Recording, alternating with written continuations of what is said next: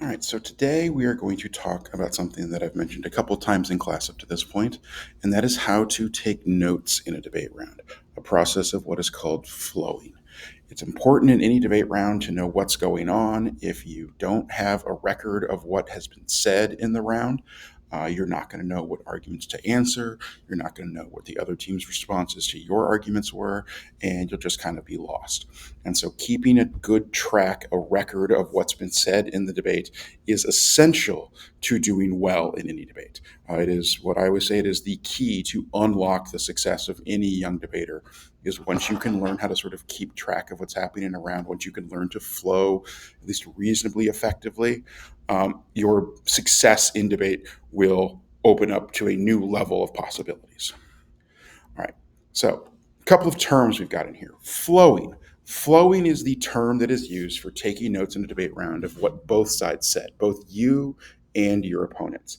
What this comes from the idea essentially the type of notes we're going to take look like a flow chart, look like this leads to this, sort of like the image here up on the right. Um, and it is that is where sort of that term flowing comes from.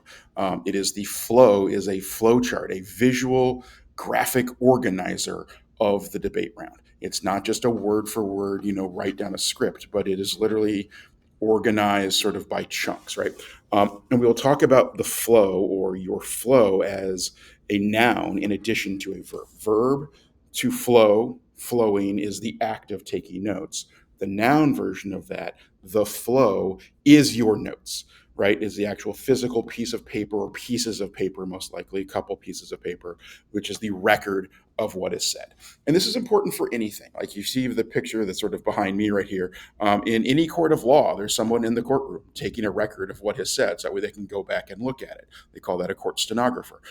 You just have to sort of do that yourself in a debate round to have a record of what was said, so you can go back and be able to respond to things as they have been, as those arguments have been made. And flowing has got a couple of purposes, right?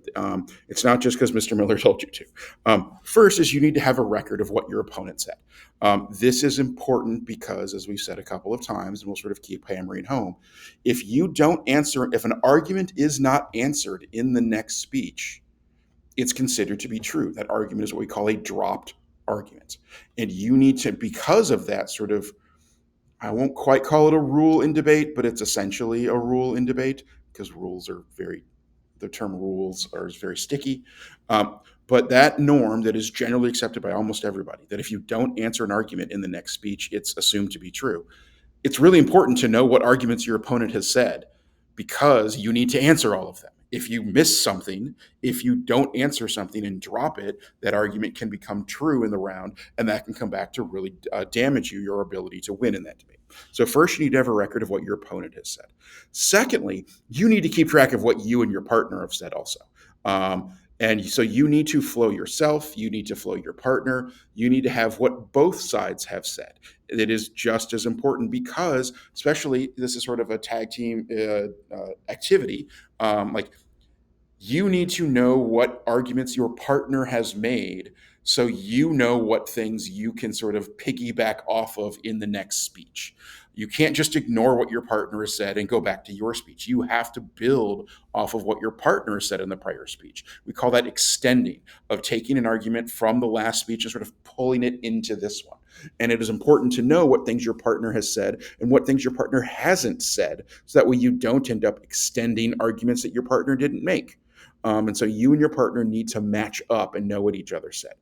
Finally, the flow, the actual notes you do as you get good, and you probably won't be there at the beginning, but once you get a little bit better at this, you'll actually start writing down sort of the key points of your next speech on the flow, on the actual piece of paper where you're taking notes, and it will sort of serve as your script, quote unquote, for the last couple of speeches in the debate round. For the summary and the final focus, most teams, they will not have their computer in front of them. Most good teams, like at a varsity level, for the summary and final focus, they'll literally just bring up their flow with them, and that is sort of what they're giving their speeches off of. And so having a good record of what has been said is important, because not only to know what other people have said, but also as a place to write down what you are going to say as well. The question is, why is this super important? First and foremost, it's for direct refutation. Like, you need to know what things to answer. The other team said this, and right next to it, you're going to write your response. So I'm going to respond with blah, right? It's what we call line by line. You sort of each argument, line by line, what they said, here's our answer. What they said, here's our answer. What they said, here's our answer. And you will go down the other team's arguments line by line. You're not just talking about the argument as a whole, but like each key part, you're going to address one by one. And that line by line analysis is important for as you get better in debate. Teams are going to have, there's going to be put little tricks in there and stuff like that. So you have to answer all those things. But the flow is essential to doing that line by line. If you need to know what were these six things that they said, so you can address them one by one. So you can address them line by line. Also, as I said already up to this point, one of the other major things is avoid dropping arguments. You've got your little egg metaphor. Once you drop an argument, it's like an egg. You can't pick it back up again because it's broken, right? And so you need to make certain that you have a good record of what's said, so you're not leaving arguments uncovered. The term sometimes you'll hear in debate is that silence is compliance. If they don't say anything, if they are silent, then they agree with it, then they comply with our argument. And so you have to make certain and put an answer on everything. And the key to doing that is knowing what arguments they've made, and that's where the flow comes in. It's also really important for time management.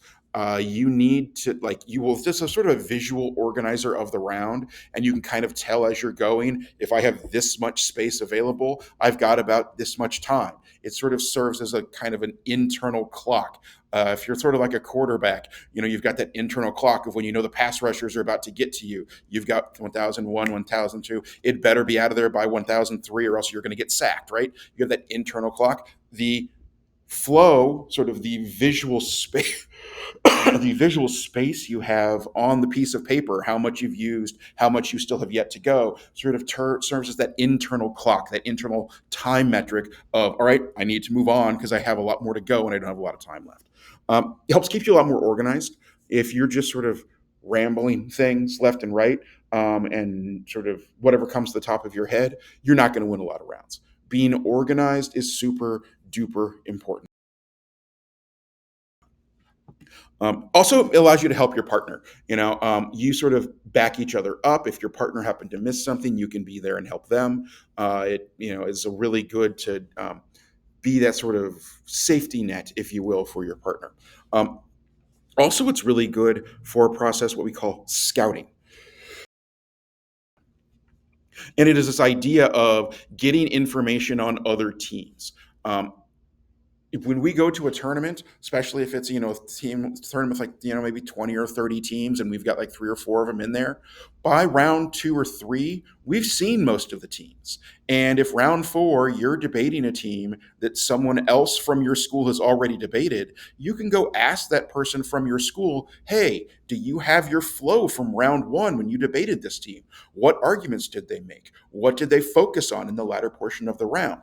The other team can pull out their flow, and they've got that record, and that will give you a sense of what arguments the team you're about to debate is going to focus in on, what we call going for, and make it so that you have a better chance of winning. And that scouting is really important.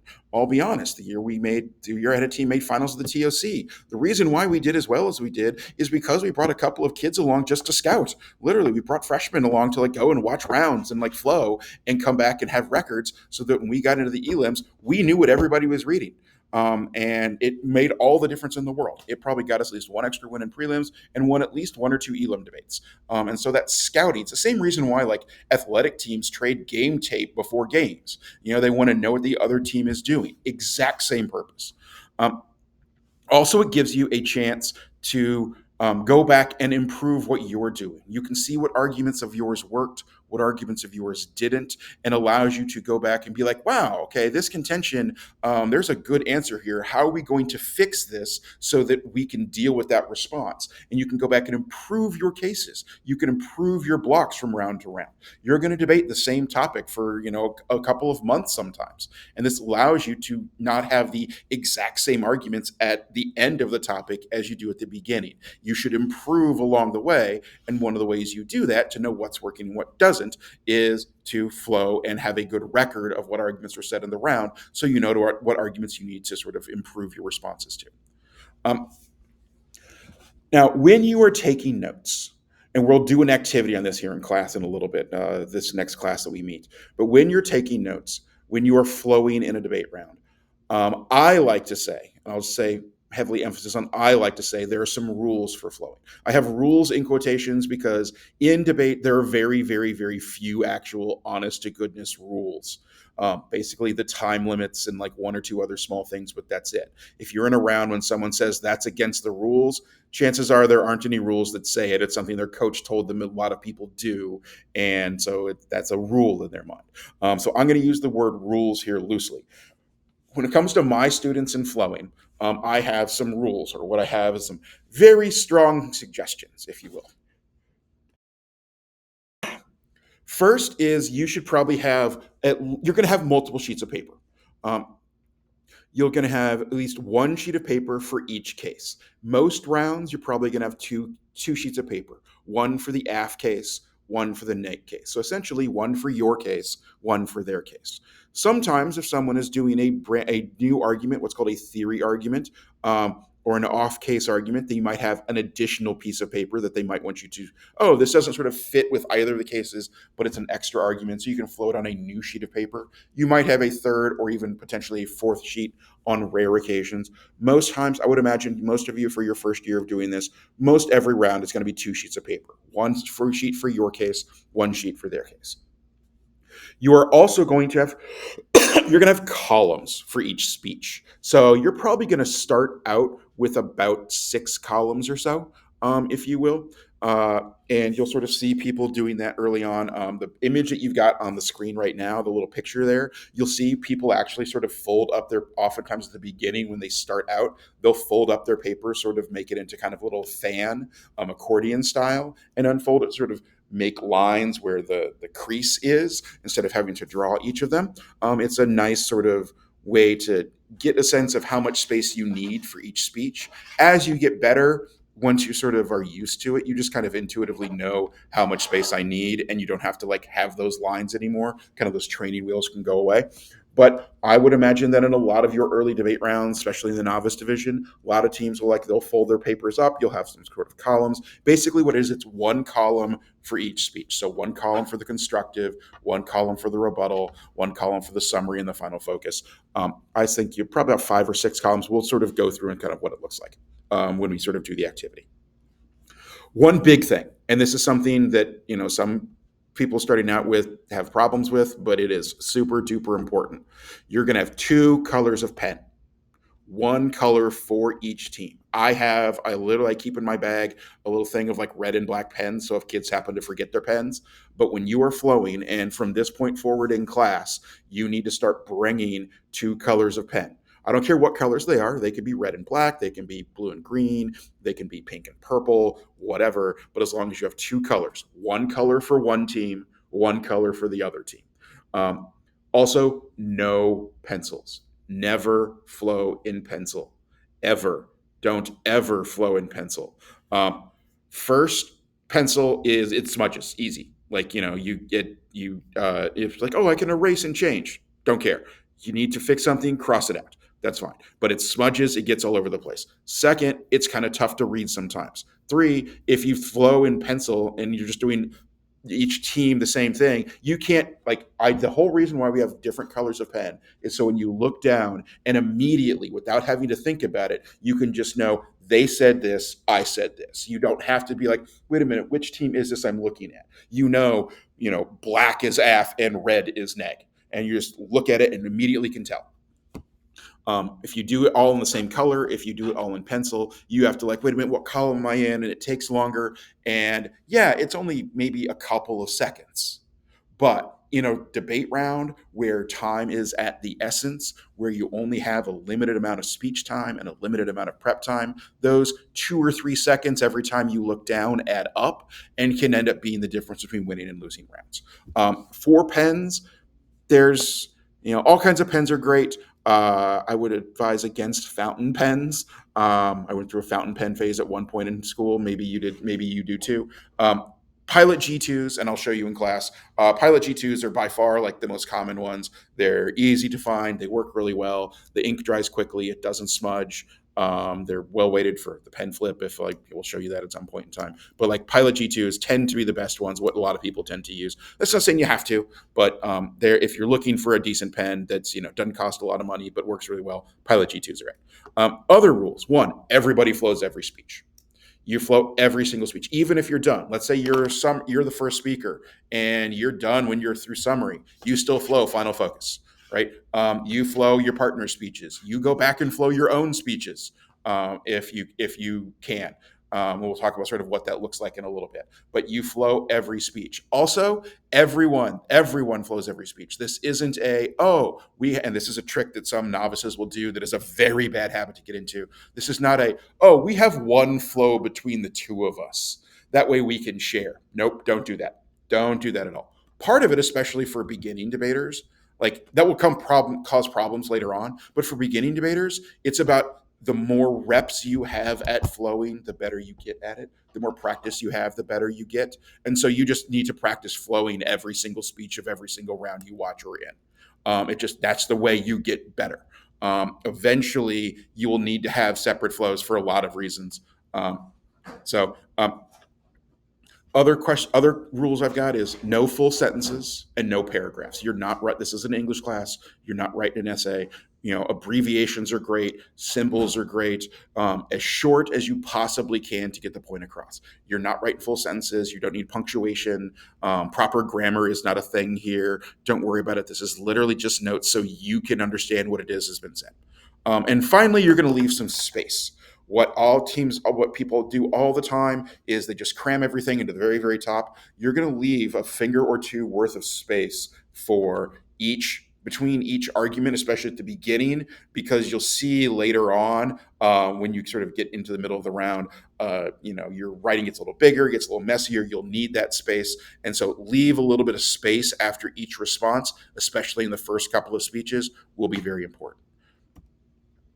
Some other tips that we've got, and actually, both the images I've got here are pictures of flows from a debate round. You can see sort of the multiple colors.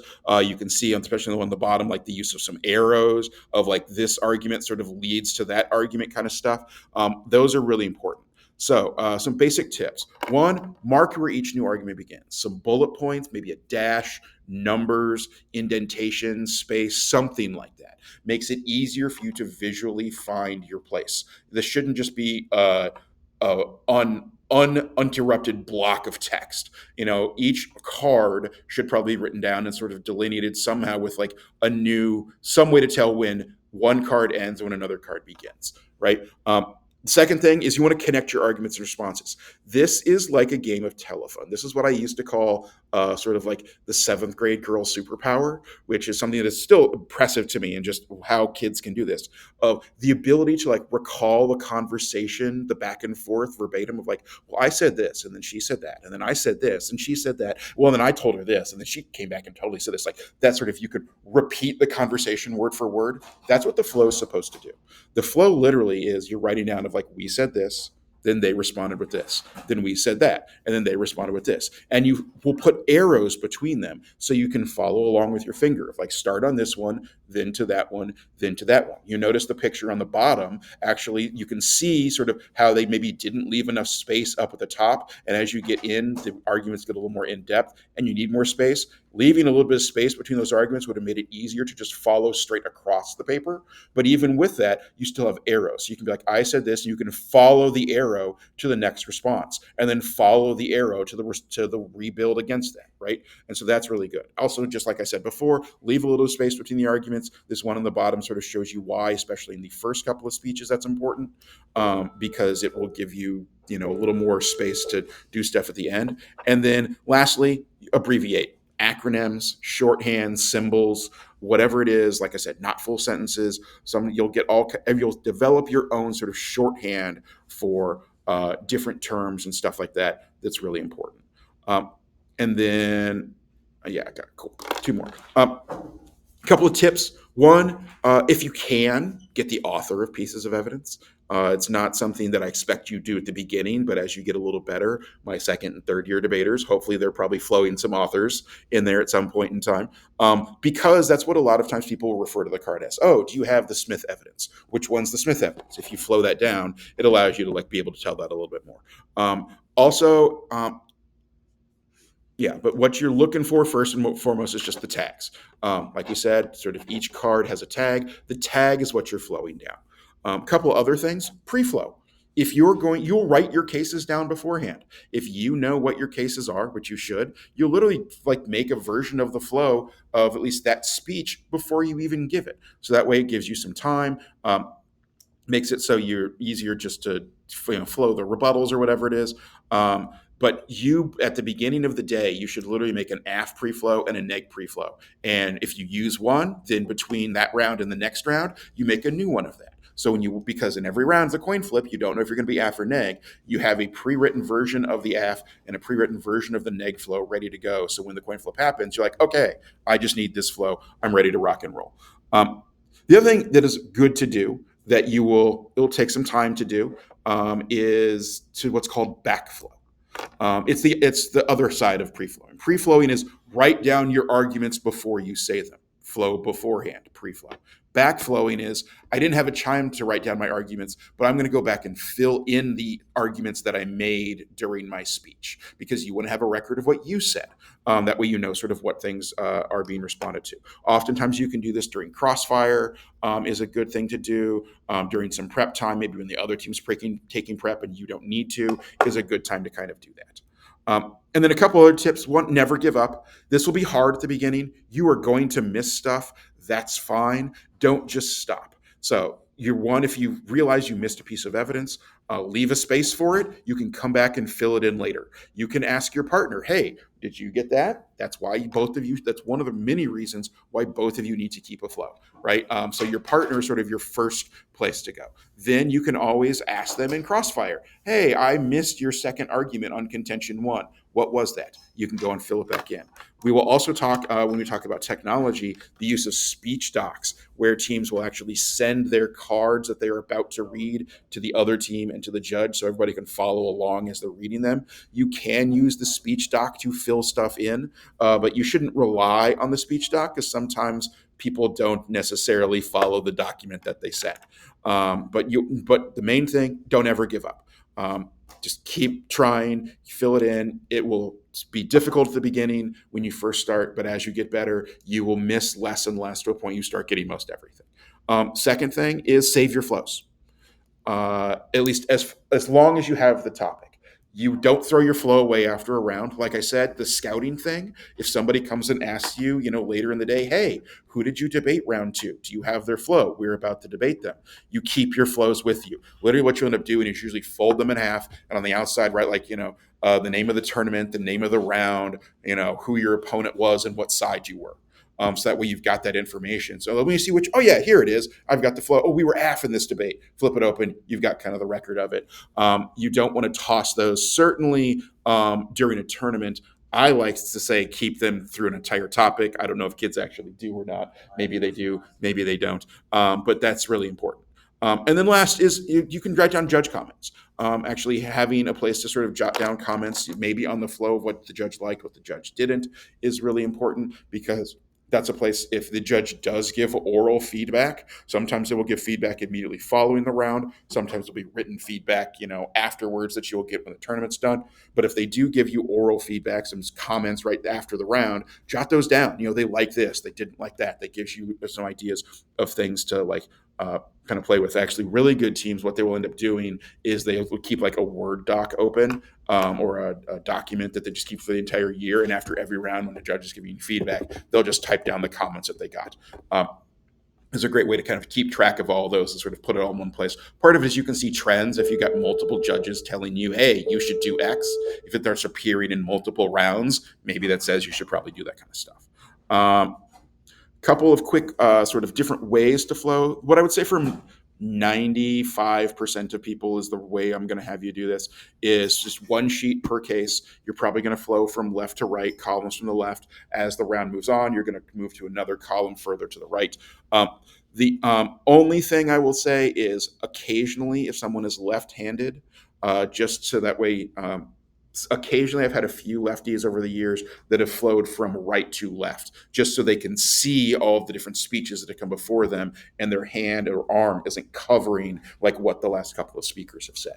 Um, when you first start out, you will probably end up flowing horizontal just because you'll need a little more space for all those different columns. As you get better, the paper will turn vertically because you'll actually find you'll need more vertical space for a speech, and you learn to sort of manage the amount of space it takes to put something in. But yeah, for most folks, I'd say when you start out, it's going to be two sheets of paper, one for AF, one for neg. You're probably going to do horizontal to start with, eventually flip the paper vertical. There is another version called a butterfly flow that's probably less viable now than it used to be. You use one big sheet of paper. You sort of put one speech on one case on one side, one case on the other, and you flow sort of from the out in to the middle. It's really good for first speakers because then you can just kind of write your summary in the middle, and you've got like what both sides have said on everything there, and you end up doing a lot of like drawing circles and lines to things. But I will tell you, for second speakers, it's really tough. The only kid I've ever had that did it as a second speaker was literally floating like a giant sketch pad, and I would probably not suggest that. The last one is I got some kids that are all adamant about wanting to flow on computers. And there are ways to do that. I flow all the rounds that I judge on computers. We usually do that in a spreadsheet, which is fine. But for debaters, I think it's a bad idea. Mostly, I'd say less than 1%, like less than 1 out of 10, probably more like about 1 in 100 kids. Usually, it is just only if like your handwriting is literally so bad you cannot even read it yourself. Part of it is just because it is computer screens. Most everybody is probably using a 13-inch laptop. Computer screens don't have enough real estate on the screen to keep your flow up and the like two or three other documents you need in order to put together speeches and have all those up at the same time. You spend too much time kicking back and forth between screens and between windows, and that's, you're losing 2 or 3 seconds each time you do that. And in a small amount, not a big deal, but those add up over time. It's just much easier to just flow on paper and then do the things on the computer that you need to do. That way, it gives you a little more space. Also, you can like actually sort of write your script a little bit better on there. However, for judging and for scouting, like I said, I've been flowing on computers for ages. I've got literally every single flow of every round I've judged for the last like 15 years in a Google Drive folder. Great for scouting purposes and stuff like that. But for debaters, I would strongly, strongly, strongly suggest on paper. Like if you're going to flow on computer, like I want to like okay that beforehand, and I will probably try and adamantly persuade you to not do that because I think in the end it limits how effective you can be in a round. All right, I'm not going to worry about it. We'll do a drill in class today, and so what we should do now is there hopefully you've got a couple of questions, and then in class we will do some flowing drills. So I will see you then.